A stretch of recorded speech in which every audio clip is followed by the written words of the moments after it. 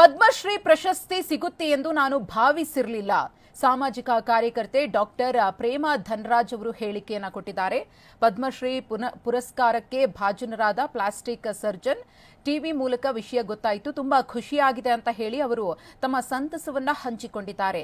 ಎಲ್ಲರ ಶುಭ ಹಾರೈಕೆ, ದೇವರ ದಯೆ ಇದಕ್ಕೆ ಕಾರಣ.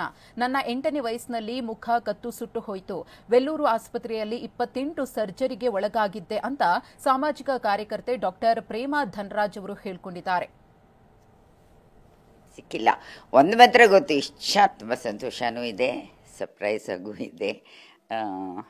ಎಕ್ಸ್ಪೆಕ್ಟ್ ಮಾಡಿರಲಿಲ್ಲ, ಬಟ್ ವೆರಿ ಹ್ಯಾಪಿ, ತುಂಬ ಸಂತೋಷ. ಆ್ಯಕ್ಚುಲಾಗಿ ನನಗೆ ಕೂತ್ಕೊಂಡು ಯೋಚನೆ ಮಾಡೋಕ್ಕೆ ಟೈಮೇ ಕೊಟ್ಟಿಲ್ಲ. ನನ್ನೆಯಿಂದ ಫೋನು ಮೆಸೇಜು ಬರ್ತಾನೇ ಇದೆ. ಸೊ ನಾನು ಅಂದ್ಕೊಂಡಿದ್ದೀನಿ ಇನ್ನು ಎಲ್ಲ ಹೋದ್ಮೇಲೆ ಒಂದು ಸ್ವಲ್ಪ ಕೂತ್ಕೊಂಡು ಆವಾಗಲೇ ನನಗೆ ಏನು ತೋಚಿದೆ ಅಂತ ಕಾಣುತ್ತೆ. ನನಗೆ ಇದುವರೆಗೂ ಒಂಚೂರು ನನಗೆ ಅಂತ ನೆನೆಸ್ಕೊಳ್ಳೋಕ್ಕೆ ಟೈಮ್ ಸಿಕ್ಕಿಲ್ಲ. ಒಂದು ಮಾತ್ರ ಗೊತ್ತು, ಇಷ್ಟು ಜನ ನಾನು ಫೋನ್ ಮಾಡ್ತಾರಲ್ಲ, ಇಷ್ಟು ಜನ ಮೆಸೇಜ್ ಕಳ್ತಾರೆ, ಎಷ್ಟು ಜನ ಪ್ರೀತಿಯಿಂದ ಮಾತಾಡ್ತಾರೆ, ಅದು ಒಂದೇ ನನಗೆ ತುಂಬ